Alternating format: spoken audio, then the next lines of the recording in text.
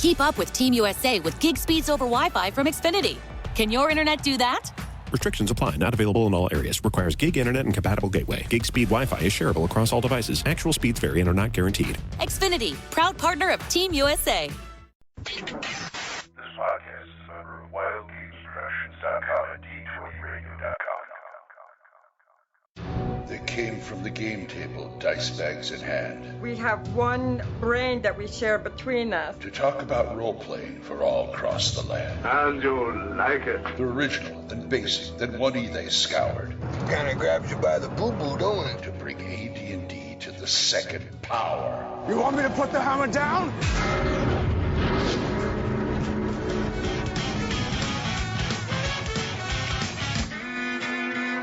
Welcome to Thaco's Hammer, the best damn AD&D second edition podcast ever.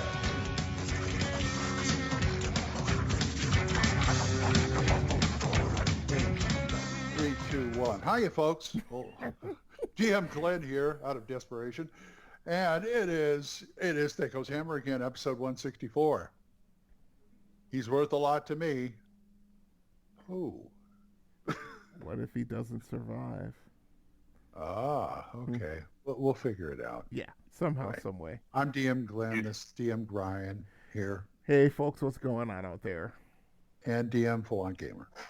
Greetings, Gamer Nation. And you can come in warm or you can come in cold. It's your choice. But if you What? run, you're just going to die tired. As long as you come in for dinner. So, He's Yeah, already in character. see how I kept that clean? Yeah. Anyway, let's go to hits and crits.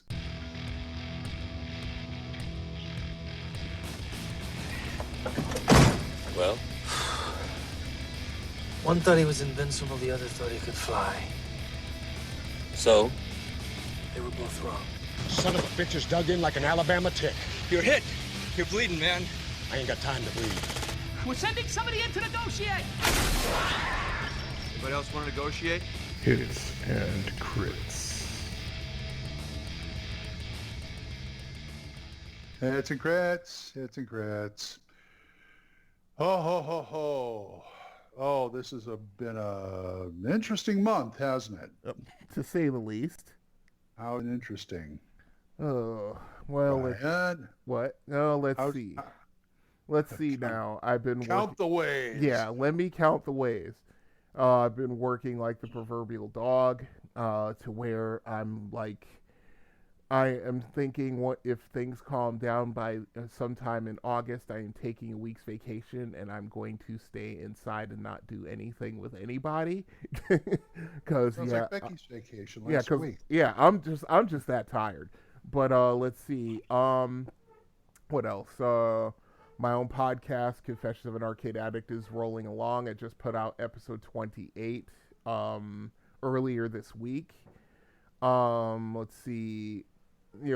As an adjunct to that, one of my favorite arcades is reopened under, of course, COVID rules. Games are wiped down after somebody's used them. Masks are mandatory. You can wear, you can actually wear gloves, and the place will supply gloves and so forth. There have been a couple of pictures on Facebook I've seen where people have reopened their arcades and they've had like clear plastic sheets in between the games to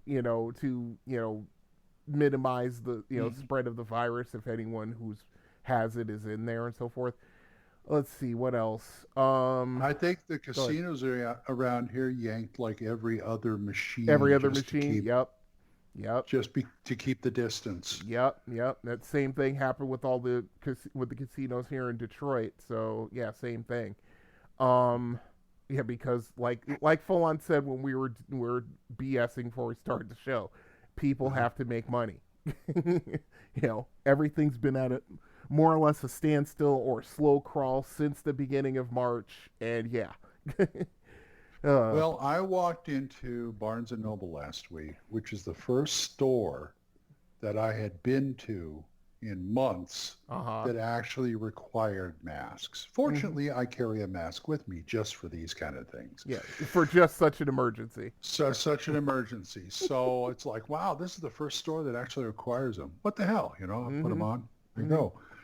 And, well, it works. So did they rename the arcade, what is it, Flingemans? What was the one from Wreck-It Ralph?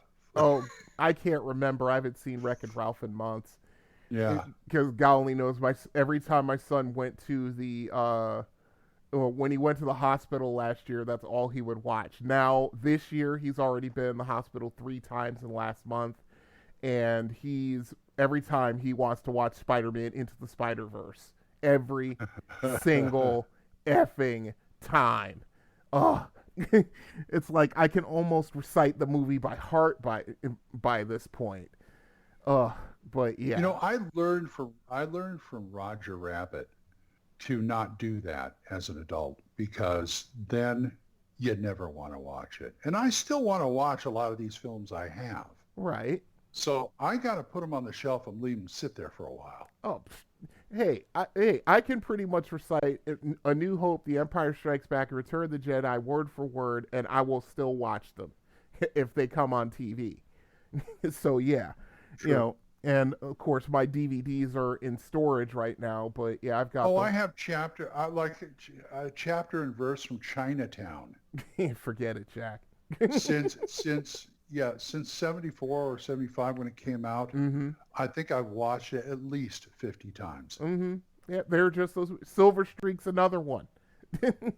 Silver Streak's one of my favorite movies of all time. Yeah, I can recite it almost word for word. And anytime I see it like on AMC or one of the cable channels, I will still sit back and watch it because it's just that entertaining.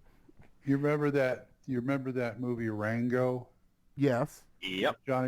Jeff did, and what's his name? Ned Beatty, who was the bad guy turtle in the wheelchair. And it's like, that's Noah Cross from Chinatown. Yeah, he's doing John Huston as Noah Cross. Oh, you are the so future, silly, the future, Mr. Gibbs.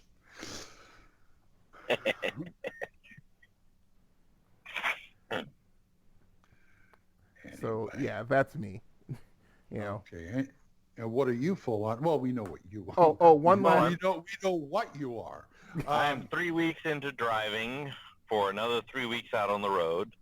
I've had to pass on a invitation to a Roll20 game that was initiated by one of the YouTubers I'm a Patreon for. He's decided he was going to get his beak wet on the online gaming with running and trying to stream for his podcast, for his YouTube channel, House of Strahd 5th Edition.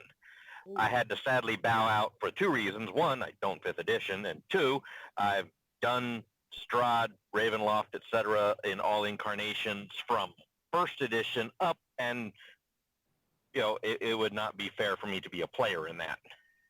Yeah. Well, let me tell you, I didn't realize. I hate to say this. I really hate to say this because some people, there's going to be naysayers out there, but I never realized until I played House of Strahd what a wimp Strahd is against a coordinated attack by player characters. That's true. If they know what they're doing. I mean, That's the whole point if you know what you're doing and you know what to go in and use, what to use, he is like a house of cards. Yeah. There's a reason why they put a sun sword in that place. Cannon. Yeah, he's a glass cannon, and all the things you need to beat him are in the building if you can live long enough to go get them. And that's not even using any of the forbidden lore or any of those other twists and stuff to set up how the great adventure can be different each time, whether it's he's after the girl, he's after the sun sword, he's this, that, or the other, whatever. He wants to make the eternal night happen. All those different plot points that could be what's going on. All of those make it a little different each time, but still, you know, it's the trope again, and more trope, and if you walk in and split the party, you're all gonna die. Yep. Never split the party in that. If you let him split the party, because that's what it's designed to do. He can separate you, divide you, split you, one-off you, come back with dominated people who know enough to know that people are going to come back dominated should immediately start PKing each other, or at least trying to break the domination. But yeah, it's going to happen. So whatever. Mm-hmm. It's a thing. Well, I've been enjoying myself with other things though to pass the time, catching up multiple series of additional anime that I may or may not send to you guys at a later date once your palate is cleansed. Wait 6 months, please. I beg of you. I'm going to be buried under a pile of DVD cases. Yeah, I know it's fun. Bofuri is fun. You've heard of Bofuri? No, I have not. No. It's one of those anime that has an incredibly ludicrous long name, since everybody's doing that these days, of incredibly ludicrous long names for their animes. Yep. This one is, I don't want to get hurt, so I'm going to maximize my defense. Well, and it's cute. It's funny. Well, Brian's already buried under martial arts right now. So. And anime, yes. Yeah. Yeah. I'm already. It's already past my waist. You know, don't send any more, please. I beg of you. Not now.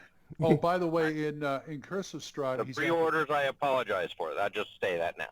Oh dear. No comment. Oh, but, by the way, in 5th edition, Strahd is after the Sun Sword.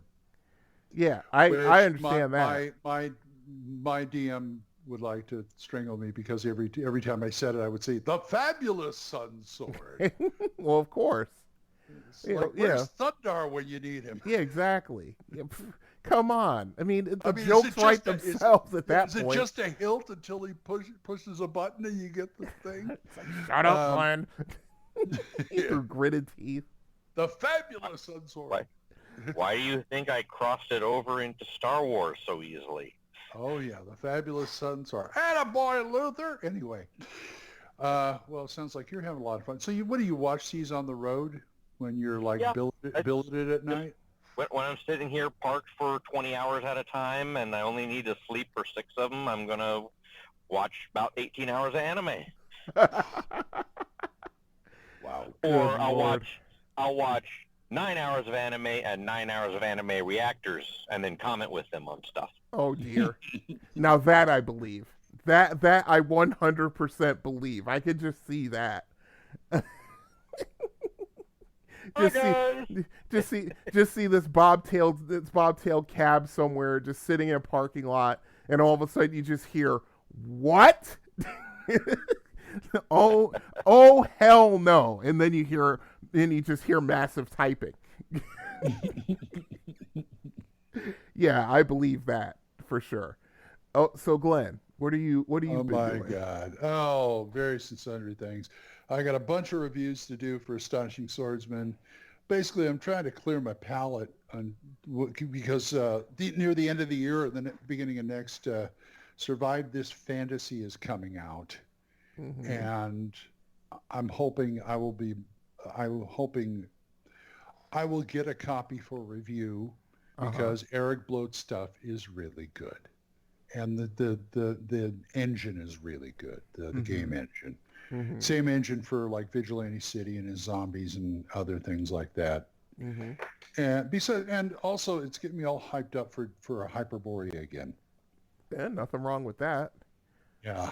I just did a module. I can't even pronounce the damn name of it.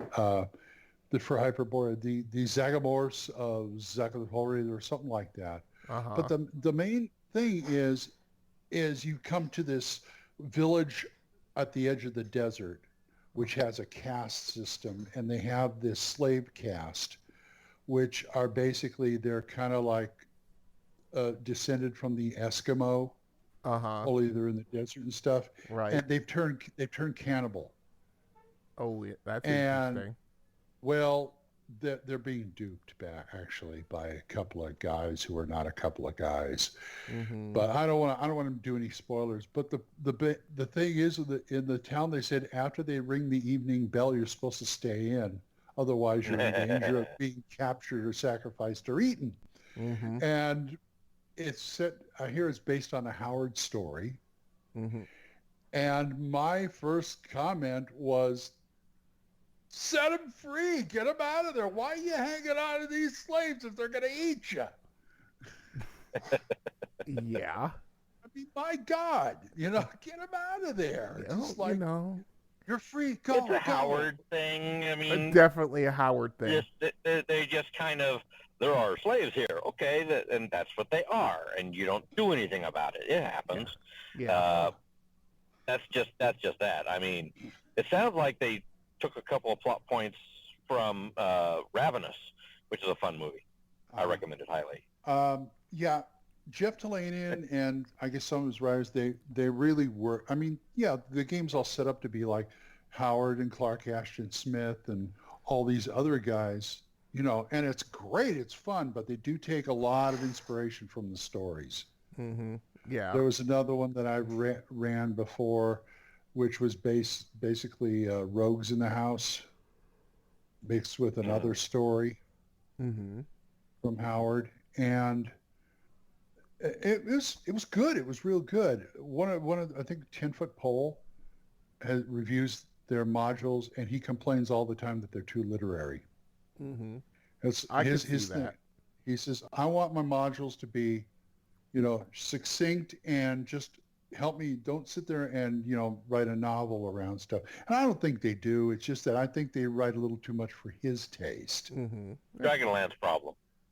Yeah, the replica adventures of the Dragonlance saga, replicating the novels, are over literary. They uber track you, and you don't have the maneuver room that a party requires to play. I agree. They want you to follow the script. Right. And if you go off script, you're left flapping. Well, these aren't railroads or anything. I'm not saying they're railroads or anything. It's just there's too much fluff. Yeah, too much prose. Too much. I guess if it was TSR, it would be too much Gygaxian, I guess. Yeah. Oh yeah, trust me, I'm going through couple of his modules, and you have to parse it. But what I do like is the fact that they make sure that, like, what the module they just did, they do a bullet point after every room. What's in here? What's going on? Right. And he doesn't like the idea. Then I got to read the description to find out if there's anything I missed. Well, then miss it. Just use the bullet points. And I also like they bold stuff that's important. Right. Well, which is good, because that way I can just like skim through it. Mm-hmm. Makes sense. And blah blah blah blah blah. If there are any treasures or traps or NPCs, they'll bold it. Right. Which is good. What else? I've been watching a few movies, some anime that's kind of warped my brain a bit. You're welcome. Keep going. Well, you're only into you're not even past episode 2 yet on the first thing, so trust me. Just dive in. I know. Well, it just so happens I got all this other stuff to watch too. I've been on a Bogart kick lately. Starting a Bogart kick. I watched Casablanca the night before, and last night I watched The Big Sleep. Mm-hmm. And is the Maltese Falcon far behind? Oh, it's there. Mm-hmm. I've also, one of my favorite movies of his is The Harder They Fall, which was his last movie. Mm-hmm. Because I think he quit. I'd love to go out the way he went out. Because yes, he was sick, but you couldn't tell it watching the movie. Right. And what's fun about that movie is it's also got, what's his name? I don't want to, what the hell is that guy's name? Which guy? Name stuff he's done. He's one of the actor studio guys with Brando and stuff. I want to say Marty, but he did the TV version of Marty, not Ernest Borgnine's movie version. Shoot, I can't think of anything. Yeah. But, Maya Persoff's in it and a few of these other guys. It's all about the boxing game and stuff like that. Mm-hmm. And, okay, time to drive Glenn crazy. Hold on, Glenn. Hold on. No. I got you. I got you. It's okay. Look, I pulled the damn thing off the shelf. I'm going to look at it. All right. Okay. All right. Oh, shush. I'm looking at his face. I'm going, nope, can't think of it. 1956, right? Let me see. Yeah, Humphrey Bogart, Rod Steiger, Jan Rod Stur- Steiger. That's Rod what I was Steiger, trying- okay. Rod Steiger. Him and Rod Steiger is in there. And Maya Persoff, who's also a method actor. Mm-hmm.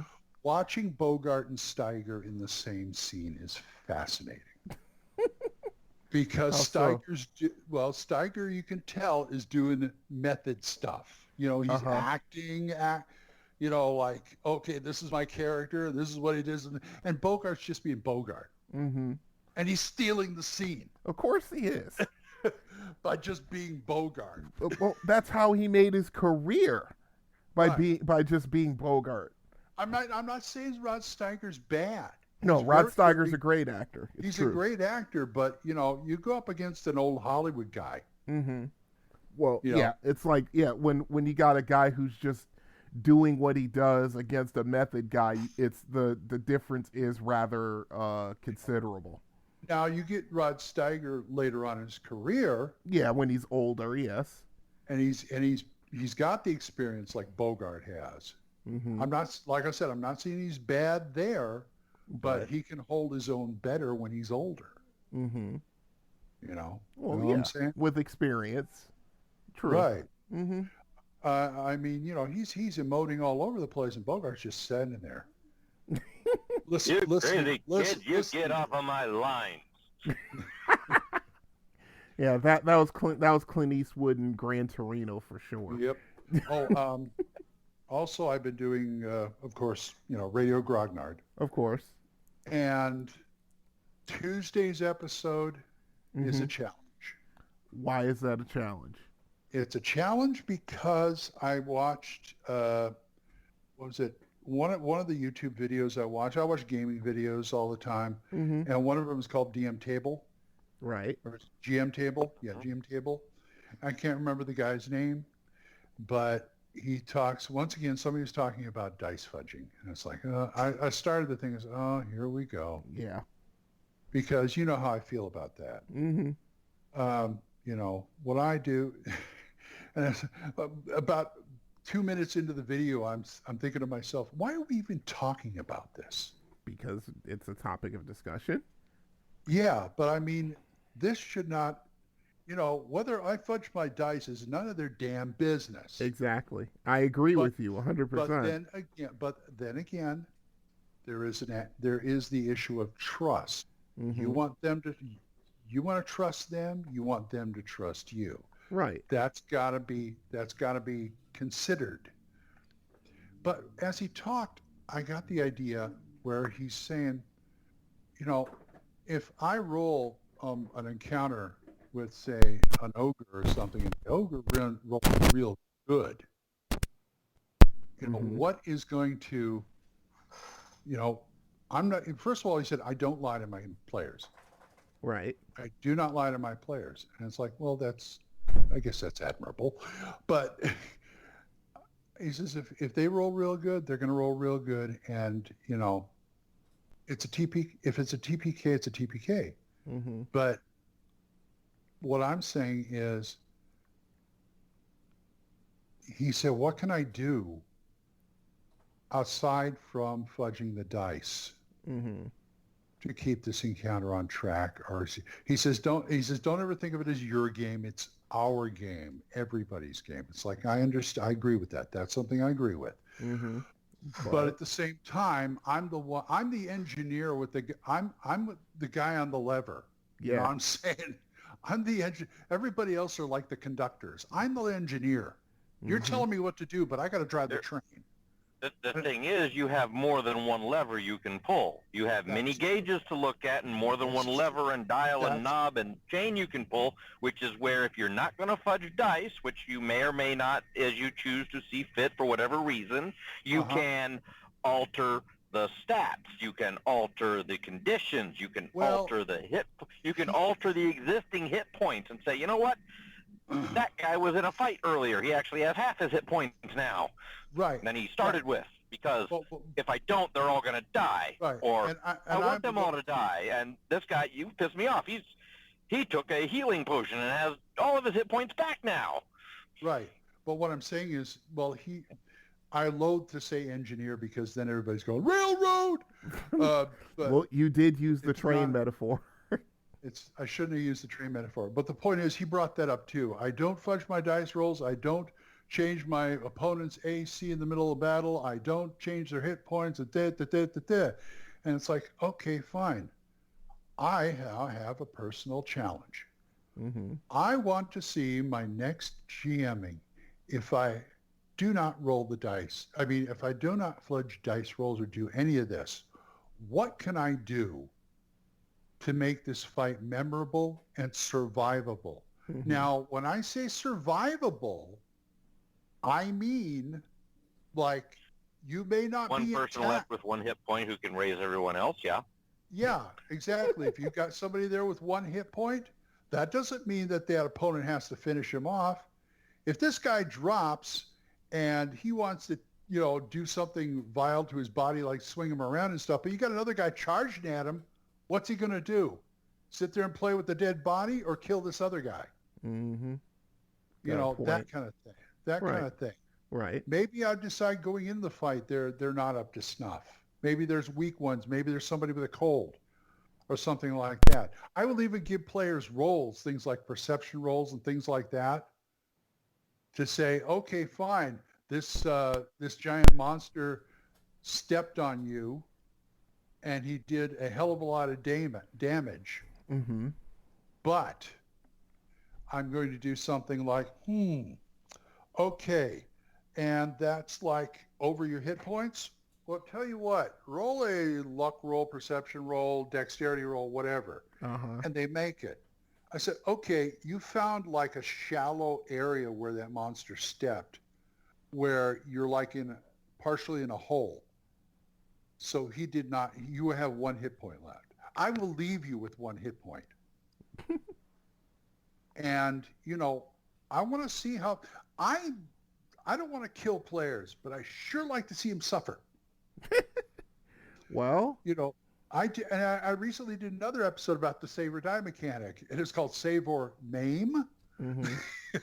Because it's like, yeah, I don't mind characters losing a limb or getting a scar or having their eye pop out or something like, hey, you lived, right? Okay, fine. So I'm taking that as a personal challenge next time I do it. I want to see, because to me, if I can do that without, fudging stuff, that tells me I'm a better GM than I think I am. One of the tools I use to make it so that I don't have to necessarily fudge in combat stats or actively fudge in combat stats is I despise average hit points. So I know you always setup, you always roll them. I always roll them, but that means I have a range, which means I have some that pre-existing to the encounter starting have low hit points, medium hit points, high hit points. Now, the order of appearance of which one of those is token 1, 2, 3, 4, 5, or 6 is up for debate. I don't have to take them the order of appearance on the page. True. Or the order of appearance in the stat block and tick them off one at a time in line. It's true. I can present the appropriate combatant to the appropriate person as I see fit or as they earn by doing appropriate actions, looking for the weak guy to go jump on. They pick the one that has 6 hit points instead of the one that has 36 hit points. That I would accept. And if I need to fudge a hit, if I need to change an armor class in mid-combat, maybe he has a shield. He gets this and he throws it at someone because he's really mad and wants to go two-hander now. Right. In my page layout program, I made a sheet with blank lines, and on top it said HD. So you put HD 1, 2, 3, whatever, and then just roll some hit dice and just have a sheet of hit dice there for however tough the monster is. 1 hit die, 2 hit die, 3 hit die, 4, et cetera, and you can choose off that sheet whether you want a weak party, a strong party, a mixed party. Yeah, that works. That's just too much work for me. Well, that's why I'd never printed it. It's like, yeah, this is nice. Well, the only way that's the kind of thing I put on Facebook saying, hey, anybody want this? Yeah. Oh, the way I did it is that, especially when it came to opposition, when it came, like you say, you have like 10 ogres in a lair that the party's going to be going into. Of course, I roll, I roll like, one set of 4+1 hit dice. Whatever that result is, that's going to be the strongest ogre in the room. And then I take a D4 or a D6, depending. I think it more or less depends on how many hit dice the monster has. But I'll take a D4, and instead of being 1 to 4, it's 0 to 3. And then I roll that, and it's like, okay, I come up with a 2. Subtract 1, that's 1. Okay. There's an ogre in there with 1 less hit point all the way down to the bottom. That way. And it comes out well that way. That way I just don't have to sit there and roll multiple sets of 4+1. I can do it once and then just modify as it goes. You mean you can't roll enough hit dice at one time for your entire ogre lair? Yeah, I could. Just in one big pile and just go slice. That's another way. Lines. That's another way to do it. Yeah, I never thought of that. You could just roll a gang hit dice and then just divide it up. Okay, but you'd need 40 D8s to pull it off. That's the problem. That's not you. Who considers that a problem? I don't have 40 D8s, and I have a pretty sizable dice collection. I have a pretty robust dice rolling program that can do that. That's what I do. Yeah. Nice little dice rolling app. When I prep, I rarely roll dice. I pull up my dice app off my phone. Yep. Occasionally, I just poke a finger at AD&D Core Rules 2.0 and say, "Fire 1, party, engage." As long as it's not Drow Elves, it works, usually. Anyway, that's pretty much what I'm going through. So and that's it's going to be fun if I ever get to run again. Patience, Glenn. It will happen. We just have to hang in there. That's all it is. Don't give in to despair. That leads to the dark side. Anyway. So says a crazy old man with force powers. Hey, the crazy old man with force powers was kind of right, even though he lied. But anyway, let's not get off on that track. We got emails to get to. I have one email. It's medium-sized, but okay. This is from DM Rob. All right. Hello, DM Rob. How are you doing today? He says, "Dearest Hammer Wielders, I've finally done it. After years of careful planning and manipulation, I got my wife completely sucked into my 2nd edition Dragonlance game. Holy moly! In parentheses, more on your misinformed dislike of Dragonlance in a future email. And in parentheses. When I read that, I'm like, I'm not reading another one until I actually read it out loud. Okay. So he says, we're on session 19, and when I saw her flipping through the arms and equipment guide last week on a day when we weren't even playing, I knew I had her. She's also reading the novel Tales of Uncle Trapspringer to be able to better understand her character, who's a Kender. Oh my God. Okay. I'm going to take my dislike of Kender and set it over there for now. And you should see the incredible journals she writes in the voice of her character after every session. My plan started about 6 years ago. My wife is a huge fan of the TV show Supernatural, and I discovered the Supernatural RPG. I'd convinced, yeah, that's interesting, isn't it? I convinced my regular gaming group to give it a try and got my wife to the table for her first ever game because of its connection to the show. She played a barista who got swept up into the world of mythical creatures, and before I noted, she was totally into it. It didn't hurt that she tried to kill Krampus with an oversized candy cane in the 2nd episode. Sessions are called episodes in the game. Okay. Ugh. Okay, that's a little pretentious, but I'm going to leave that alone. Instantly creating a legendary and often retold moment for her as a player, nor did the fact that another player nicknamed her character Folgers because of her love of coffee. That's good. I like that. Yeah, that is rather supernatural-ish. Still, as fun as the Supernatural RPG is, it's not D&D, so my plan wasn't complete. I slowly eased her into it by continuing that game, but throwing in other crunchier systems as well in other genres she was a fan of, like the Dresden Files and some sci-fi like Serenity/Firefly and Alternity, the old TSR version. You see where I'm going with this? Yeah, I see where I'm picking up what you're putting down. Let's see. Finally, after the birth of my son, I had to quit running the regular D&D game that I was running online due to scheduling issues. It had lasted several years, and my wife knew that I was bummed out about ending it. So I threw it out there that I wanted to try out this Dragonlance game with what was now our gaming group because D&D was my favorite, and I was really missing it.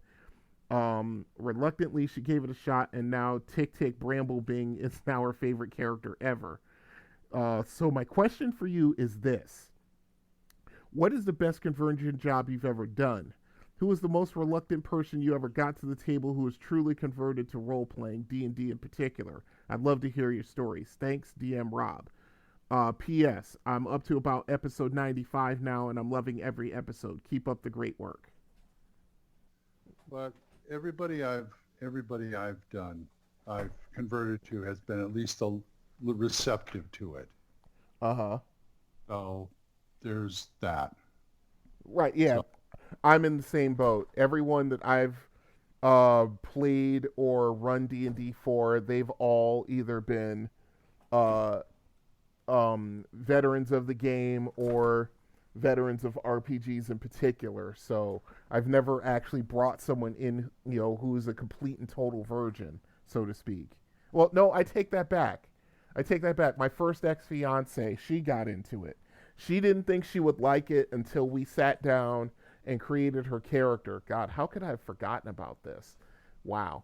But yeah, she came into it cold, and after the first session, she was kind of hooked. And it was fun. It was cool. It was good. But I think that's the only one.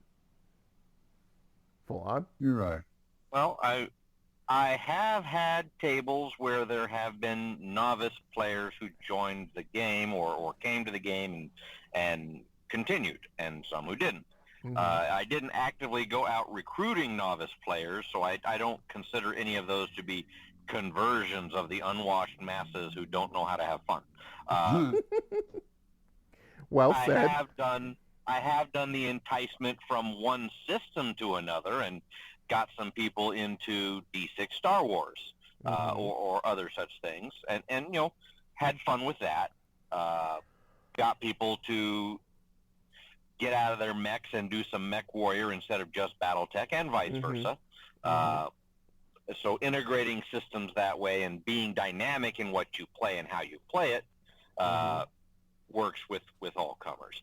I haven't, other than that, really had any instances of targeting a non-gamer for the exclusive purpose of recruiting to become a gamer.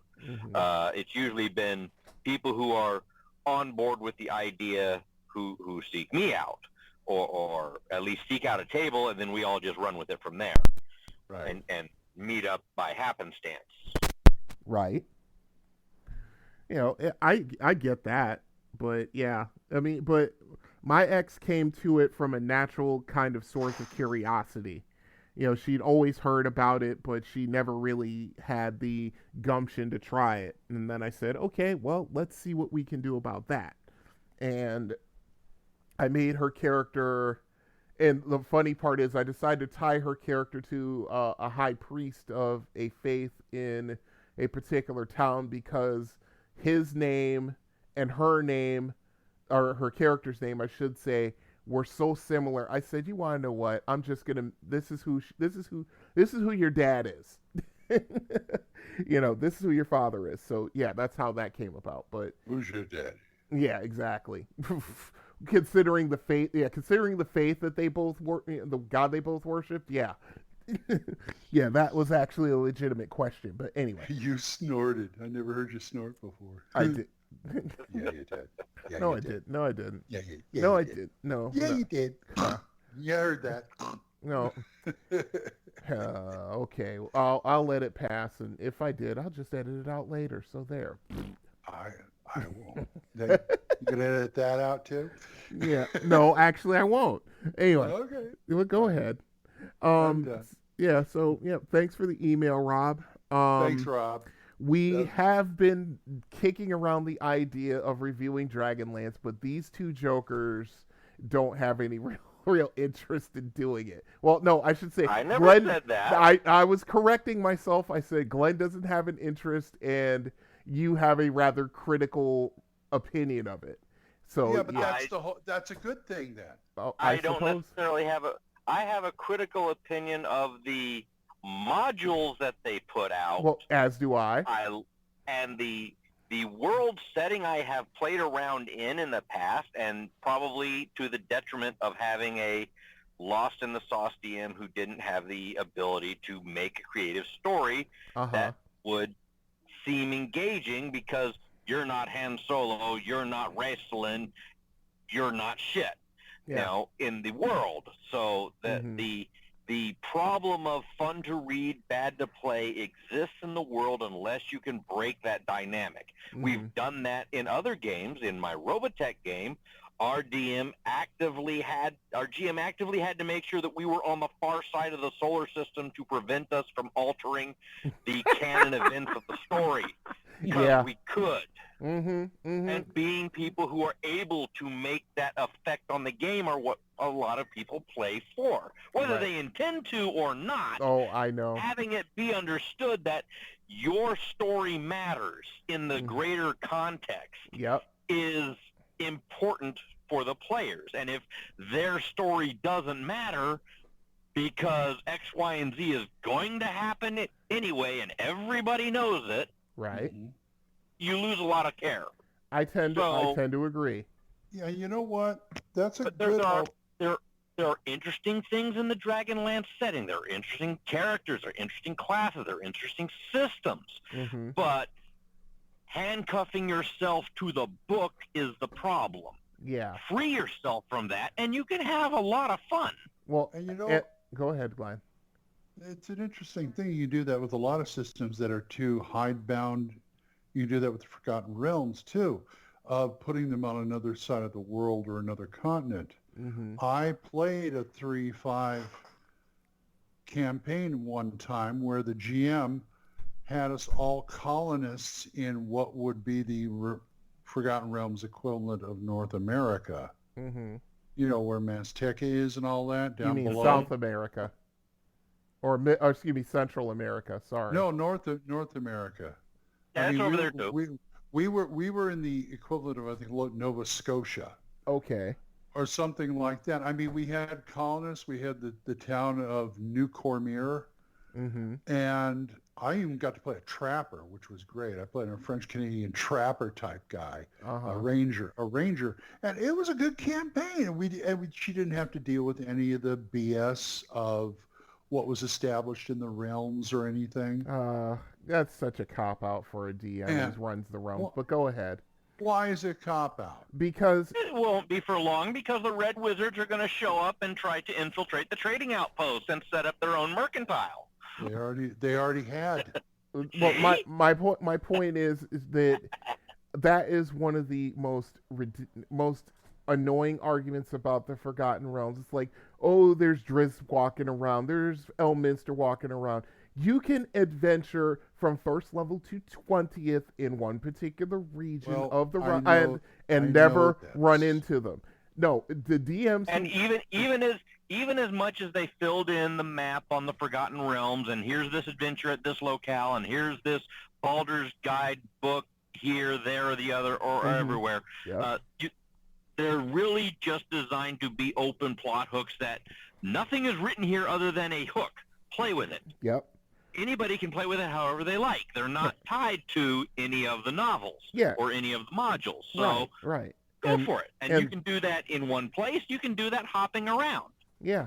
And there are plenty of places in the Forgotten Realms that basically their regions are one or two sentences, maybe a small paragraph, and the region is pretty much open for the DM to throw in whatever the heck he wants to. You know, I didn't bring this up to bring that old argument up. I know, but it just annoys me. It annoys me to no end how people bag on it because of that. She wanted to trailblaze in her own area, which Fair is enough. okay with me. Fair enough. You know, we had 3 different types of people there. We had I think we have Native American elves and something else, and it was an interesting campaign. But that's one way to do it. Move it one continent over or something. Yeah. Hey, anytime you want, you can point at any blank spot of the map and say, let's play there. And if you run out of blank spots at the map, you point at the edge and say, let's play there. Yep. Well, the problem with Dragonlance is that the stories, and no, I'll get some pushback on this. The stories themselves in the novels were so well done, and the characters were so well done that people got ridiculously attached to them. I mean, Tanis, Raistlin, and freaking Tasselhoff being the top 3. And the thing is that when you played in Dragonlance, it didn't help that TSR made the soup to nuts, railroad of DLs 1 through 16. That we've talked about that for years. That was the first problem they had. The second problem is they tried to stuff everything into one hardback book, and that was their second mistake. It needed a box set from the beginning, like they did with Forgotten Realms because they had to, like they did with Greyhawk because they had to. There was too much there, and that's what. And how many Forgotten Realms box sets are there now? Shoot. At least 15. Done that with Dragonlance, yeah. They could have still been selling product. Yeah, exactly. That's my point. They could have leaked it out in drips and drabs. Mistar. No, they did Mistar correctly. They did it correctly. What the gazetteers they put out. They could have done that with Dragonlance. They put out 14 gazetteers, 4 creature crucibles, and a box set, Dawn of the Emperors. And I'm not even counting Hollow World. No, exactly. Hey, I will say one great thing for Dragonlance. Soth escaped. He escaped to Ravenloft, but okay. Yeah, exactly. Oh, well, I know. I read that story. I read that story. It was great. But my point is that then the other mistake they made when they gave Dragonlance a second edition treatment, they should have gone back to square one.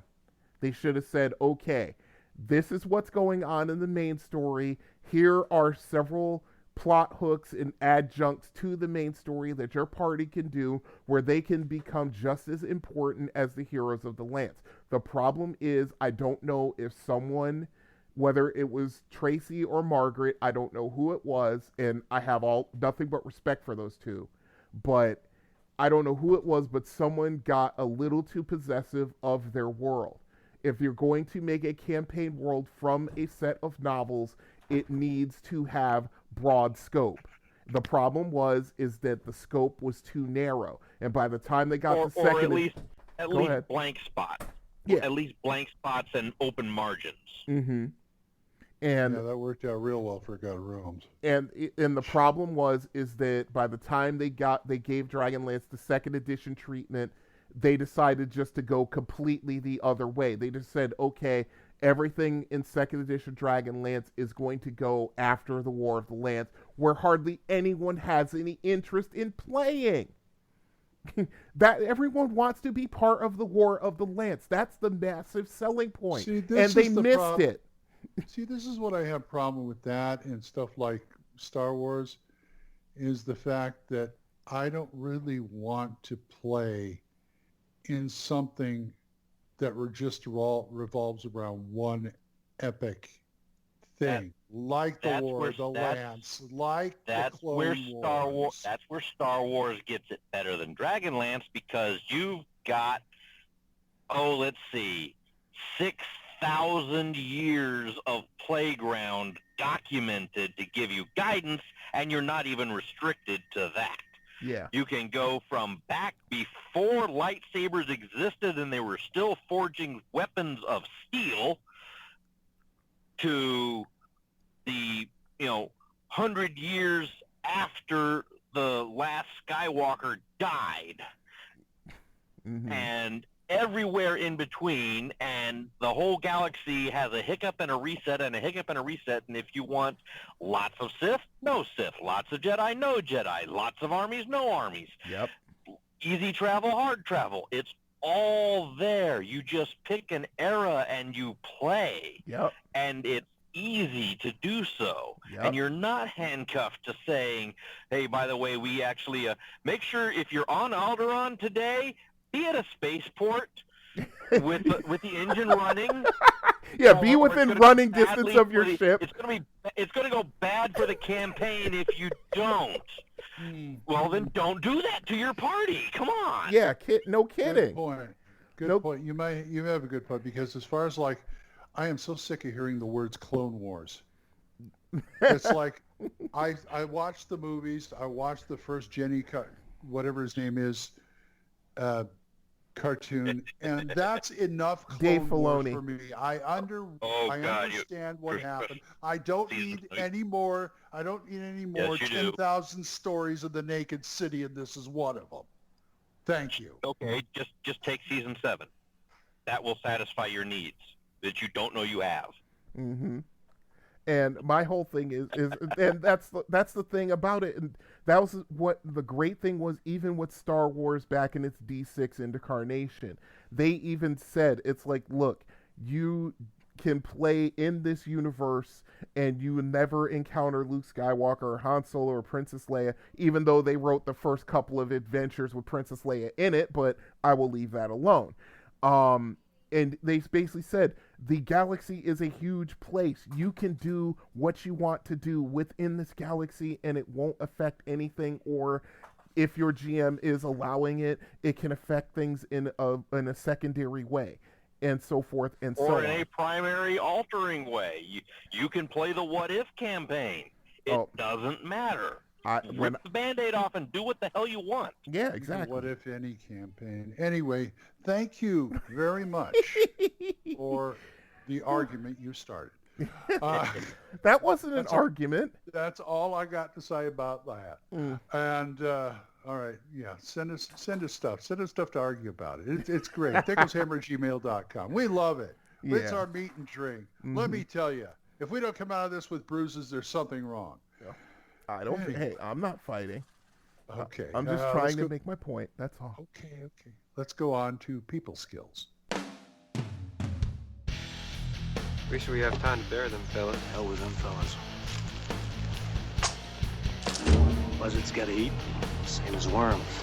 How can you shoot women, children? Easy. You just don't lead them so much.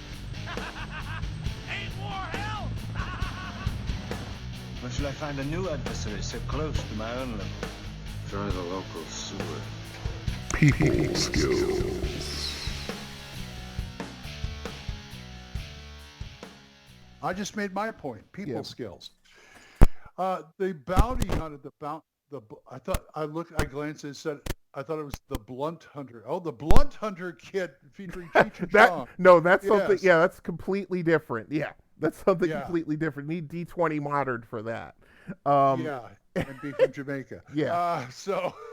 No, you don't have to hunt blunts down there. They just hand them to you. Anyway. That's right. That's from the Complete Thief's Handbook. That's from Chronic and Blunt Man. Yeah. Yes, the Bounty Hunter kit from the Complete Thief's Handbook. Yes. Yeah. Yes. There's 2 bounty hunters. One's named Pedro. The other the Man. Okay. Oh boy. Anywho, yeah. Like the Dark Avenger, this is another example of how you can be Batman. Yes. Yeah, you can be Batman. You play it however you want to play it. You play Han Solo in D&D. Yeah, you could. Well, my whole thing is that I would say probably this should be a universal kit. It really should. As a matter of fact, this is just one of those kits that just shouldn't be tied to a class. Because a fighter can be a bounty hunter, a thief can be a bounty hunter. The Swashbuckler literally appeared in 2 Splat books because there's the bounty hunter kit and then there's the bounty hunter job, and that bounty hunter job can be adapted to a whole lot of kits. I agree with you. Yeah, I'm saying that any class can play it, just like they tried to justify that any player can be an assassin, even though I disagree with it 100%. But then again, that comes from my old school beginnings of D&D, where the assassin was a class and it had its own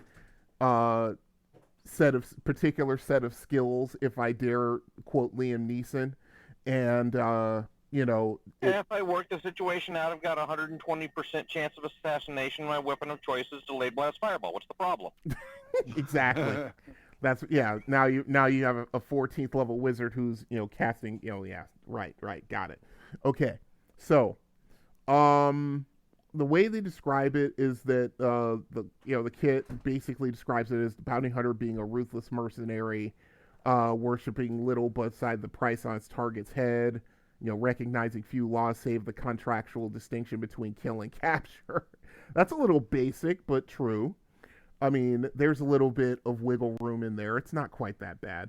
But, they could be serving the state by capturing criminals, bringing them to justice, or they could serve the lords of the underworld, avenging the twisted honor among thieves and criminals, and so forth and so on. Let's see. As far as the actual qualifications for the kit goes, it basically says that every score the character has to be a minimum of 11, except for charisma. He has to be relatively smart. Be relatively street smart. I get it. It makes sense. You gotta be a little above average on everything. Yeah, exactly. Another requirement is that their alignment be non-lawful. I'm not so sure about that, but especially if they're working for the state. But I get it. I understand what they're trying to do here. And a 3 charisma. Yeah, you could. You have all 11s and a 3 charisma. You're being hunted by the mask. You're being Charles Bronson in Death Wish. Hey. He had to have at least an average charisma. How else did he get married? Anyway. True. Yeah, never mind what happened to him. Happened to his wife and his daughter. We'll just not talk about that. But anyhow, let's see. One of the bonuses of the class is that they can use any weapon at all. That's a part of their persona and their public image. Bounty hunters go off of image more than assassins go, as assassins go off of secrecy and stealth. Sometimes a bounty hunter will get a proficiency in a rare weapon just to build up his reputation, so to speak. Like a bounty hunter being proficient in the man catcher, which kind of actually works. But yeah, things about that. He gets a bonus weapon proficiency slot at first level. Nets. What's that? Nets and lassos. Yeah, nets, lassos. Yeah, exactly. Yeah. Whips, Yeah, sure. Of course. Makes perfect sense to me. Let's see. I can grab somebody and hold on to them. Exactly. Tie them up, restrain them, restrict their movement. Sure. Yeah, perfectly. Okay. As far as non-weapon proficiencies, the one that's required is tracking. Now, the problem with that is that's 3 proficiency slots. 2 for the proficiency, 1 because you're going outside of the thing. I would actually, and we've had this discussion about this particular proficiency, I would give it to the kit as a free proficiency. Oh, sure. Because Rangers are the ones who are, who apparently are so highly skilled at it. And then by showing that everyone is at the most average in comparison to the Ranger, they, cut the bonuses and so forth. But anyway, let's see. All right, at least make it authorized to be a, if you don't have the proficiency, but you had the class ability because you multi-classed, it would be effective as well. I agree. One-for-one equivalency. Yeah. I mean, this kit would be better served if your character was either dual class or a multi-class fighter thief, but that's just my opinion on it. Because as we all know, thieves are relatively sucky in combat, straight up. You know, I mean, I'm not even talking about hit points and being squishy. I'm talking about just their ability to hit and hurt the opposition. I like my Ranger Thieves. Yeah, I like mine too. I only made one of the best characters I ever made. Let's see. Their skill progression as far as their thieving skills go, they make frequent use of all thief skills except perhaps pickpockets. So basically they're kind of saying that, they'll use, of course, move silently, hide in shadows, open locks, that kind of stuff. Mm-hmm. But they won't be as possibly penchant towards using pickpockets. Let's see. Of course, equipment. They usually take interest in items for killing and capturing their prey. Things such as blade boots, death knives, folding bows, that kind of stuff. Ropes for taking live prisoners, setting snares, of course. Perhaps using blinding or paralytic poisons to incapacitate their prey is another thing that they would do. Let's see. They don't usually use deadly poisons. It says here, that's more the province of the assassin. If they're out to kill a fugitive, they don't care about how messy it's going to be, and I kind of agree with that. Let's see. They get a bonus. I'm trying to find the actual table here, but they get a bonus to one of their skills, and they get a penalty to another one. If you give me a moment, I can certainly find it. So yeah, I mean, I could see. I think I've used like a dwarven fighter thief with the bounty hunter kit in a campaign. I never got to actually use him because so many damn elven bounty hunters around here. Mm-hmm. Yeah, ain't fair to us human bounty hunters. Yeah, no kidding. But yeah, I mean, it's just one. It's an interesting kit to take, although it's kind of, because they're loner nature. It's kind of a little weird to put a bounty hunter in an adventuring party unless there's an ulterior motive for it to be done. Right. But yeah, I mean, it would be okay in like a solo campaign. But yeah, I couldn't see it for anything more than that, really. I give it to the casual. There are lots of things you can define a bounty hunter as what they take bounties on. They can take it on bail jumpers. Mm-hmm. They can take it on wanted criminals. They can take it on open pay for play bounties of, my chosen targets are orcs. I'm a bounty hunter for orcs because they're paying for orc ears. Yep. And I'm going to go bring me in a bunch of orc ears and get paid. Yep. I get that. Oh, I found that. I may have one orc I keep in an alley with a ring of regeneration on, and I just keep cutting his ears off, but they don't have to know that. I like that idea. I'd do a troll bounty hunter. That's what happens when you have a thief bounty hunter as opposed to a ranger thief bounty hunter, because he might actually be good and actually going to go get them goblins. Goblin Slayer. Yeah. Yeah. But yeah, troll bounty hunters would be the easiest if you keep one locked up. Forget the orc. Just put a troll in there and just, got another set of ears? Good. It's whack. Mm-hmm. And I found the table that I was looking for. Bounty Hunter kit, they get a +5 bonus to find and remove traps, and a -5 penalty to climbing walls, which sort of kind of makes sense.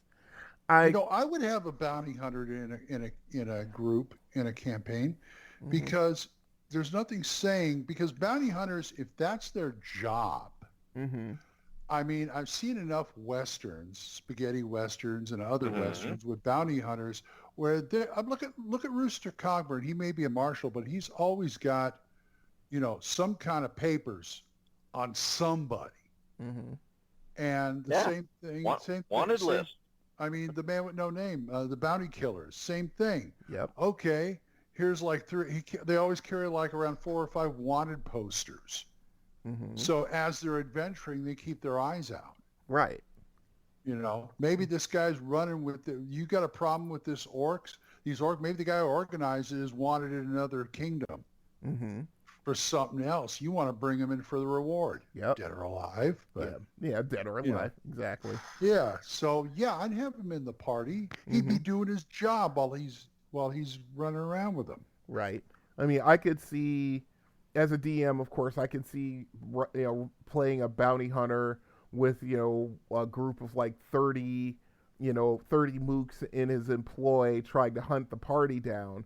And he, spending like, a month just studying, his selected prey and, studying who he hangs out with and what they do and so forth and so on. Then, of course, arranging an ambush like so.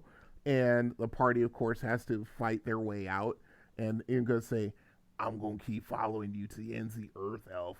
And then, of course, the players being who they are and being murder hobos, they probably try to kill them right there. That kind of thing. And thank you for giving me the idea for my next character. Okay. Yeah. But, anyway. yeah, Or, look at Boba Fett.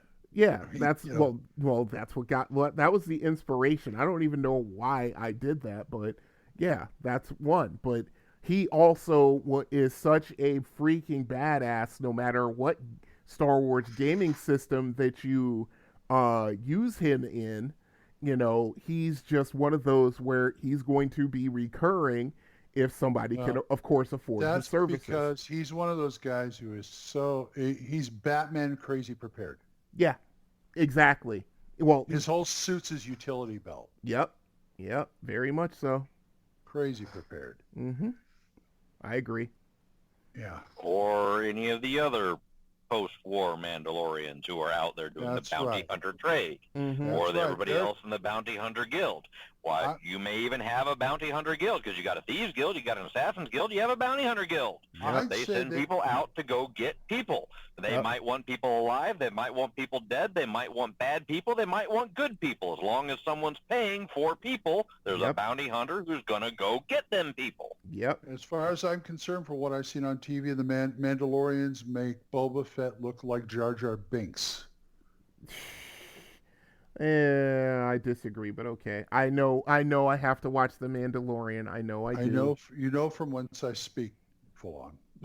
I know. Okay. Oh, yeah, okay. Season 2 coming soon. I mean, being crazy prepared as a religion. Yep. Well, of course. Well, never mind. I'm not even going to get into that. Season 7 already out. Yep. Watch it. What's that meme? If you being a good person is walking into the room, being suave and nice, and having a plan to kill every single person in that room.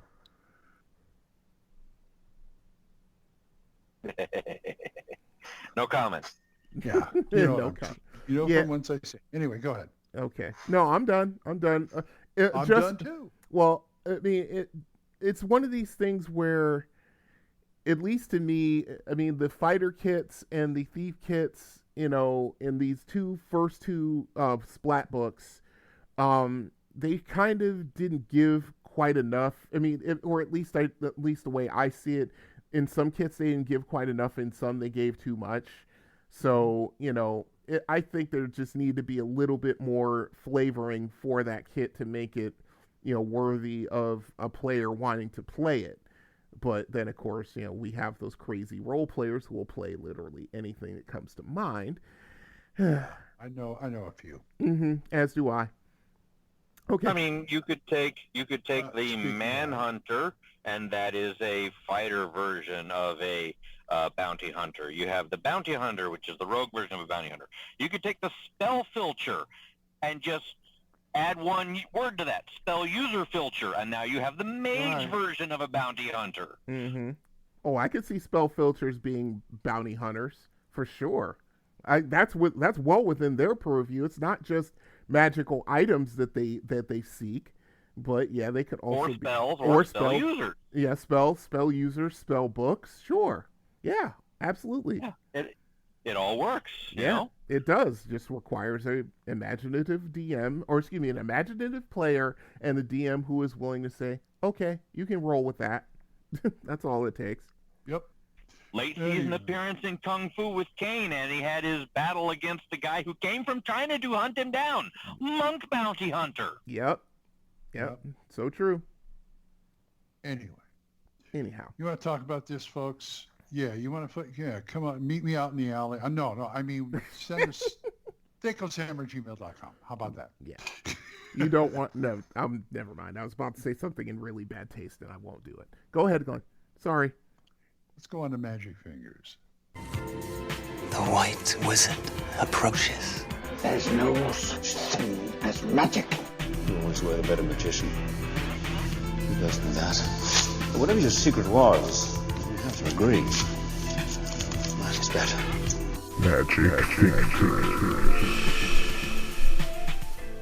Magic Fingers. Not just for prostitutes. Or porn stars, for that matter. Yeah. We're going to talk about Mordenkainen's faithful phantom shield maidens. Oh, that gives me ideas. Yeah, I bet, doesn't it, though? I mean, you might be disappointed by the actual spell description, but, you know. Yeah. All right, let's see what the The giant space shield hamster. Yeah, they're something like that. Okay, this is page 595 in volume 3. Yeah, volume 3 of the Wizard Spell Compendium. Okay. And it's a thing, folks. Yes, it actually is a thing. Hey, do they see where they originally came from? No. They originally came. No. Well, Obviously, if it's all, it's a Mordenkainen spell. You know exactly where it came from. I'm not talking about the campaign world. I'm talking about book. No, I have no idea where it came from. But I'm thinking of Encyclopedia Magica. Sorry. Mm-hmm. Dragon Magazine spinoff from one of the Wizard 3 things, I'm sure. Maybe. Probably. Or Anyway. it could have been actually in one of the Greyhawk box sets. What level is it? Level 4 spell. Oh yeah, that's a dragon magazine spell. Maybe we'll see. Range is 50 yards. Verbal, somatic, and material components. Casting time is 4. Duration is 3 rounds per level. The area of effect is special and no saving throw. Oh. Okay. Casting time is 4. Yes, 4. No, that's pretty much average. For a 4th level spell, they usually start Faster than at 4. most swords, so yeah. Yeah, true. Faster than a longsword. Or at least right on time with one. But anyway. Okay. Which is all you need your shield to be, right on time. Exactly. And speaking of shield, check this out. Okay, this spell summons a pair of shimmering violet phantom beings that will stay on either side of the wizard and protect him from all attackers. The shield maidens stay close enough to the caster for their shield to help cover the wizard. The shield of one maiden will provide the caster with a +1 armor class bonus. If both shield maidens protect the same side of the caster with their shields, the armor class bonus is +2. While the shield maidens can protect the caster from attacks from different directions, they will move no farther than 50 feet away from the caster, even if the wizard orders them to move away. They will follow magically wherever the caster goes. So, yeah. If your wizard decides to cast a fly spell after casting that, and he just goes zoom up into the air, the maidens go with him. So, let's see. Do you want to live forever? Exactly. Let's see. The material components are a pair of small crystal shields tied with string to a miniature wooden figure of the caster. They actually have stats for the shield maidens. Armor class 4, movement rate of 12, hit dice 3, hit points 20 each. Damage is 1 to 6 with a big stab with a phantom sphere, and a THAC0 17. So THAC0 17. Wow. Yeah. Yeah, so that's about right. Yeah, I'm thinking of ascending armor class again. I'm sorry. Armor class 16 if you're going in, or excuse me, 14 if you're going in that direction. Yeah. There you go. So this is a nice little protection spell. If the caster thinks he's going to be in actual physical peril. Now he's got two of these magical constructs to protect him from attack and so forth. I thought it was an interesting one. We'll get into. It's what happens when you put the wizard in the breach. Yeah, exactly. He's got to close the rest of the gap, and he ain't gonna do it with his fists. So no, he is not. No, he is not. So yeah, he's got to summon some things, and hopefully that will balance things out. But yeah, I mean, like I said, we're on a run of Mordenkainen spells. I mean, some of them are interesting, some are quite not so interesting. But yeah, this one I thought was pretty interesting because it's a good defensive spell. Right. I'm waiting for Mordenkainen's twerking. Oh, I don't even want to think about that. No. Luke's the one who got into all the dances. Oh, well, Luke's or Tasha, for that matter. Yeah. Tasha's twerking maidens. Yes, I could see that. Yeah. Save versus spell or be absolutely riveted, and you cannot. All you can do is watch. Yep.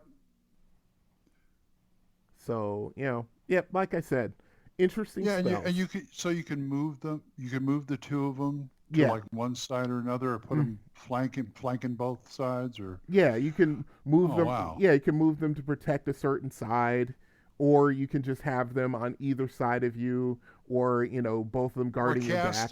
Or cast it again and have two guarding your back flanks. Yeah, keep you from getting backstabbed. Yeah, it's now a protected area. Yeah, that'd be cool if you had like Stone Skin or Shield or something in the front, and then have them in the back. Mm-hmm. Well, if you're a mage is obsessed with defense, sure. Most of mine are. That's how they stay alive. Boom. That's how you stay alive. Bring the boom. Yeah, we're going into it's the beginning of the day. Shield. Okay, we're good. Yep. I'm good for 8 hours. Let's go. Well, hey, any low-level mage worth their salt will cast the armor spell because that will last. Armor, that's it. Yeah, that one will last until the hit points of the armor are taken away. So yes, it's ablative. I'm looking more. Was it? There's not. It's not Stone Skin's ablative now too. Okay. Yeah, the one Stone Skin was ablative before. Yeah. Well, there's literally I think it was armor, but they had one where it's just your armor class deaths for 8 hours. Yeah, that's the armor spell. Yeah, but yeah, it's like armor class 6. It wasn't very high. Oh, right. Yeah. I mean, there was another one. It was called Phantom Armor, but that only lasted, I think, like 1 hour per level or something like that. Or no, not 1 hour. It's like 6 rounds per level, because it basically gave you like a base armor class of 4. So yeah. You could do better with Braces of Defense or Ring of Protections or something. Exactly. And if you wanted a layered defense, you add yourself a Bigby's Interposing Hand, a Chromatic Wall, and a Wall of Force, and you've got a good defense in depth there. Makes sense. Good thing you can breathe through these. Yeah, without a doubt. Force Wall, all this other good stuff, yeah. Wall of Force, rather. Mm-hmm. Anyway, so these gals stick around how long? 3 rounds per level. And it's a fourth level spell. So yeah, you've got it should last a good combat. Yeah. So you say what is it? 4th level spell? You'd have 7th. to be like 7th level. 7th. So it's seven rounds right there. That's 21 actually. 21 rounds. 21 rounds. Sorry. Well, that's decent. That's yeah. decent. Yeah. That's good for if you're going up against the dragon. If you're That's going enough to take care of the main battle and the reinforcements that showed up before you finished locking the doors. Yeah. Yeah, it's good for, you put it on, it's good for at least 3 encounters.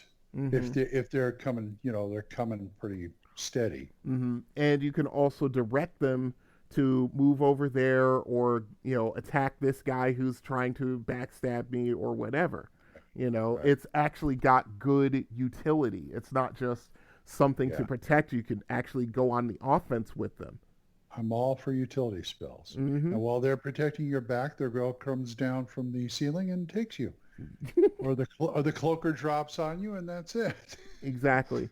But the problem... The piercer, yeah. The piercer, that's bad news. That's just bad news. But yeah. So yeah, that's the spell. Mimic in the middle of the trapper underneath the piercers. Oh. Go. Yeah. Yeah. I forgot Fulla likes to layer his monsters, stack his monsters. Yeah, and his traps. It's true. Yeah, and his track. Anyway, you know the drill. ThekosHammer@gmail.com. Yeah. So time to go on a snipe hunt.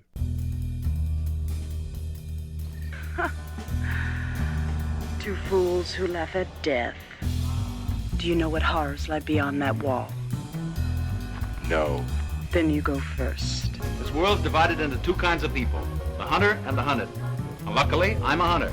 Nothing can ever change that. If it bleeds, we can kill it.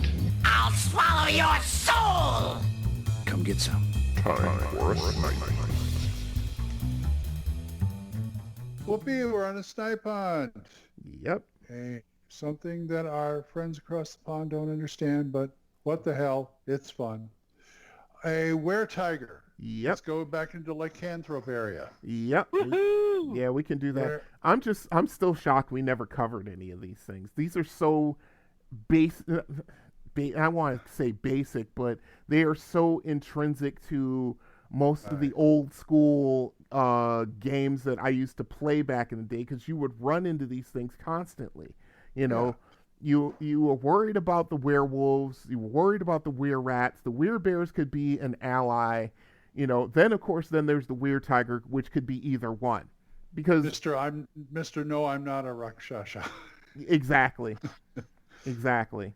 Okay, let's see. See, my limbs don't bend that way. Yeah. Well, actually, theirs do. But anyway, let's see. They can be found in any wilderness. They're very rare in frequency. Their activity is nocturnal. Carnivores, of course. Intelligence is average. Alignment is neutral.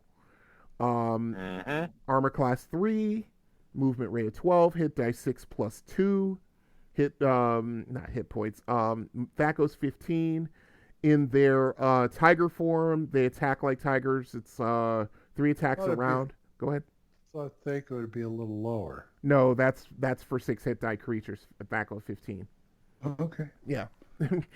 I've done this. They're not as they're a little easier to hit than you think. Yeah, they can hit pretty easily, because that's the equivalent of a 6th level fighter. So yeah. Yeah, and they've got the whole silver magic weapons for defense thing going for them. Then, so yeah. Then there's that too. Let's see. In tiger form, they can attack 3 times around. 2 claws at 1 to 4 each. Bite is 1 to 12. Wow. And if both their claws hit, they can rake with their back paws for 2 to 5 each. So you're talking, what, 4, 8, 20, 30 points of damage in a round if they max out. 4+1. Why don't they just say, I hate when D&D does that. It's like, for this range of points, just say 1d4+1. They should. I understand that. Yeah, they should. Sit there and figure it out. Anyway. Yeah. Just a minor gripe. Yeah, no, I understand, but you want to know what that makes me think? Sometimes you have to exercise the gray matter a little bit. Just a little bit. Anything to make Ryan think is a good thing on this show. Yeah, I know. Okay, were-tigers are humans, usually female, that have the ability to transform into tiger-like forms. They have a strong affinity for all felines, of course. The human form tends to be sleekly muscular, taller than average, and very agile. The voices of were-tigers are husky, and they tend to roll their R's. In other words, they're they talk ladies, like they talk like Eartha Kitt. They're the ladies' men of the lycanthropes. Hello, ladies. Yes, or the man's ladies. We're going to be very fabuloso today. Do you think? Yeah, well, there's a reason why they got Antonio Banderas for that. There's a reason why I have practice for that particular phrase. Smartest were-tiger in the world over there in the corner with 2 ladies. Exactly. Let's see. The were-tiger form is a hybrid between a human and a tiger. It's 25% larger than the human form, and it's covered by a tiger-striped hide. 3-foot tail extends from the spine. The legs are more feline than human. This form walks on its toes. Let's see. The head is a mixture of features. The ears, nose, muzzle, and teeth are tiger-like, but the eyes and overall shape are human. If the human form's hair is long, it is still present. The fingernails can grow into claws. Despite the changes, the hybrid form can pass for human at a distance if properly disguised. The third form, of course, is a fully grown tiger without any trace of human features. Weird tigers speak the languages of all feline breeds, and so normal felines, including the great cats, have a 75% chance of being friendly towards a weird tiger. Even feline... Yes, they do. Yes, they do. Even feline monsters have a 25% chance of being automatically friendly. That means that even if you walk up to a displacer beast, there's a 25% chance that the displacer beast might like you. Let's see. However, weird tigers are rarely found in the company of real tigers, being only 5% likely to be accompanied by them. They don't hang around with the poor relatives. Yeah, of course. Well, of course. Well, you got to remember, as smart as real tigers are, their intelligence is only semi in game terms. And tigers are not a pride cat. They are a solitary hunter. Yes, very much so. Let's see. Combat. In either tiger form, the weird tiger attacks with a variety of punches, raking claws, and bites. The weird tiger's punches are so strong that they cause 1 to 4 points of damage. So this is every form they do this damage in. I did not know that. Oh, that makes things very interesting. I wonder where the tiger style got its start from. Anyway, let's see. Otherwise, the claws can be raked across an opponent, causing 2 to 5 points of damage. The teeth are the most dreadful weapon. They can tear a victim apart or crush a windpipe. Weird tigers usually only bite in their full tiger form. In human form, the weird tiger uses a variety of weapons with which it is adept. A weird tiger is also good at unarmed combat. It retains its deadly punch in this form, as well as an enhanced sense of smell and night vision. I was going to say I could see tiger monks. Yeah, I could see. Yeah, I could see this. Yeah, this makes perfect sense to me. Okay. This is why I mentioned it in the previous. Yes. Okay, a weird tiger bounty hunter. Got it. Let's see. No, the previous brainstorm that we did a podcast or two ago. Oh, that's right. That's right. I forgot about that. You're right. You're absolutely right. I didn't forget. I forgot. But then again, that's easy these days. Wouldn't be talking about it. Yeah, this is true. Okay, for various reasons, weird tigresses outnumber male weird tigers 5 to 1. Weird tigers travel alone or in small prides. They do not marry but have preferred mates, which may be either humans or tigers. Let's see. Plot hook just staring me in the face. Yeah. I'll go into mine once I've finished with the description. She says you single. And I've got the true stories. Oh boy, here we go. All right. Weird tigers give birth to 1 or 2 cubs. The cubs are the hybrid form. They look like fuzzy human babies with tails. Cubs mature quickly. They can crawl within days, walk within a month, and hunt within a year. Maybe they're Saiyans instead. Oh God! Oh no! Tails. No! I don't want to go down this avenue. I'll start telling stories about my ex-roommate. I don't need to do that right now. Their physical size matches that of a human child 3 times the same age. Geez, that sounds like my son. Anyway, at age 6, they reach adolescence and gain the ability to transform into a fully human form. Geez, I can read. At age 12, they gain the ability to assume a full tiger form. This is considered the mark of adulthood. Okay, now it gets a little bit... They have the bar mitzvah. Yeah, exactly. I don't want to know what that entails. Okay, this is where it gets a little strange, so hang in there with me. If a male weird tiger mates with either a real tigress or a human woman, the offspring initially has the same appearance as the mother. Lycanthropic transformations do not begin until the hybrid reaches adolescence. That's interesting. Let's see. Yep. In the wild, they roam a territory of 7 to 10 square miles. That's 1d4 plus 6 for you, Glenn. Their homes are usually near human settlements. These tend to be well-kept cabins with small herb and vegetable gardens. The only livestock will be some poultry. I think they made some typographical errors here because they're referring to cats as livestock, and I know that's not the case. They must have meant to put something else in there. Okay. Let's see. Weird tigers rarely live in confined settings such as cities or large town because of their lycanthropic nature. Would be hard to conceal. If found in such a setting, 1 or 2 weird tigers in human form will be on an errand such as a mission, a revel, or a simple shopping trip. In any form, weird tigers are very confident and not prone to attack unless provoked. Treasure varies wildly, acquired as payment for some services, plunder from past adventures, or scavenged from the remains of past opponents. Weird tigers have an affinity for gems and often keep a small cache hidden somewhere near their homes. So, yeah, there you go. Yeah. As far as weird tigers go, I'll tell my story first. I have a 12th level ranger, which I talked about in a previous brainstorm we did.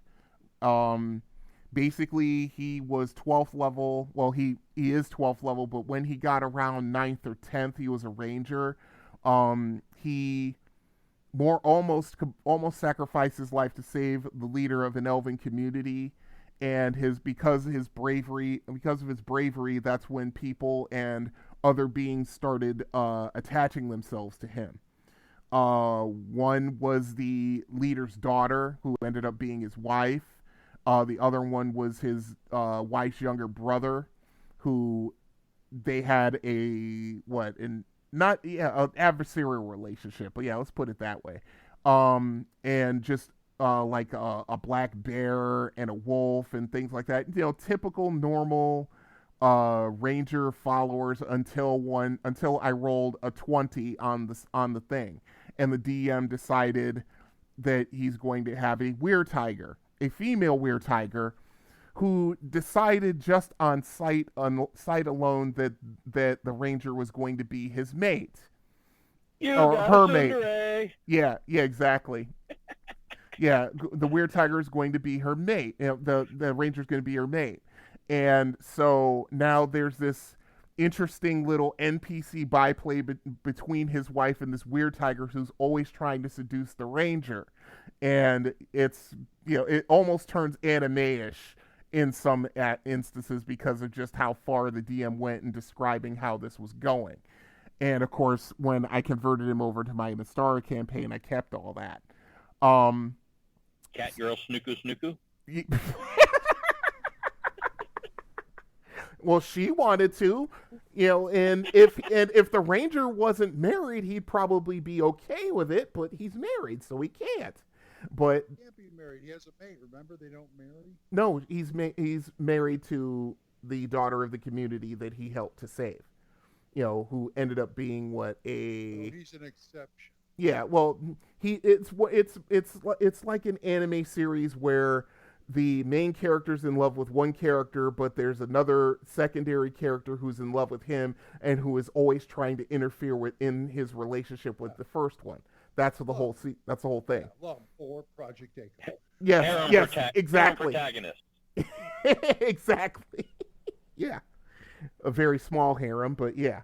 So yeah, that's my weird tiger story. Full on. This I want to hear. Well, let's see. I have a 36th level fighter who has the delusional insanity that he is the Cat Lord, because way back in the day when it was still first edition AD&D, when you got afflicted with lycanthropy, this is actually a expert D&D character that I had transitioned to Advanced Dungeons and Dragons when it first rolled out. I had gotten the character up to about, I can't remember if it was 5th or 7th level, survived a were-tiger attack. Okay. Got afflicted with lycanthropy. Look in your first edition Dungeon Master's Guide under lycanthropy, and it tells you what to do if you're going to allow the player to continue playing the character. So I have the charts documented for how much damage I take when I do a full transformation while still wearing clothes or armor. I went through the months and months of when I'm driven by the moon before I can actually control myself. I also retreated back to one-hit dice first level and advanced forward again through the levels under my new condition. Okay. And you are required to acquire an insanity. The insanity I acquired was delusional insanity. He thinks he is the Cat Lord. And he's been going around actively trying to get rid of the imposter. Illusion. The imposter who is more or less a demigod. Or a lesser So- god, I should say. Okay. I made it to first edition 36 level. You tell me I can't take on a demigod. You can't take on a demigod. Yeah, you can't. How about that? In first edition, you can. You could. Yeah, Yeah, you certainly anyway. could. But go ahead. And I went through the whole play, did the alignment shift, did the playthrough gaining control of my transformations, went through the continuing to play, and played actively with my delusion, and it was presented as assorted plot hooks at times, where it was just not important at other times. When it could crop up, it would. When it didn't matter, it wouldn't matter. Okay. And I have actually been playing a Were-Tiger the majority of my D&D lifetime. Wow. Yeah, that's fantastic. Wow. That's fun. Wow. But I'm familiar with the concept. Yes. Yes. I'd say so. Yes. I'd say so. Yeah, that's awesome. Hey, folks, we do you want you win full on. You win. Folks, we do want to hear your Were-Tiger stories. We really do. Please send some in at thegoeshammer@gmail.com or call them in, too.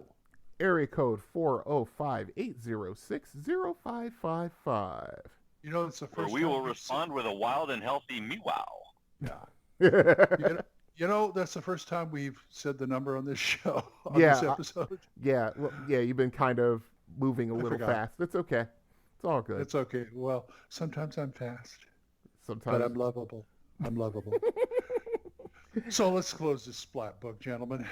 Yeah, we can do that. It's a splat book for the ages. Mm-hmm. Because I said so.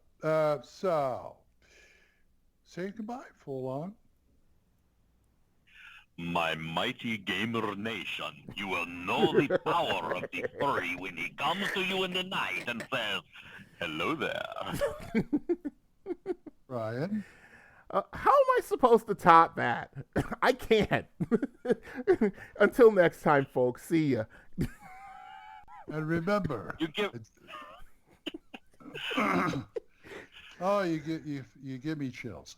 And remember, folks, I don't always play lycanthropes, but when I do, I play werebears to kill the were-tigers. Stay hungry, next- my friends. Yes, stay furry, my friends. So I'll see you folks next time when the hammer comes down on Theko's Hammer. Bye-bye. So there's been a whole slew of fur-based anime that has come out, and I have come up with the unified furverse system where you can put them in a chronological multiverse order of appearance. So you start with...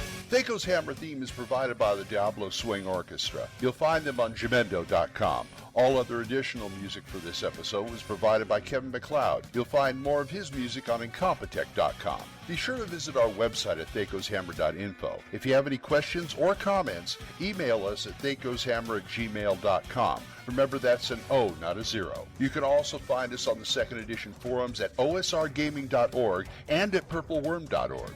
Or give us a call and leave us a voicemail at 405-806-0555. See you next time when the hammer comes down on Theko's Hammer.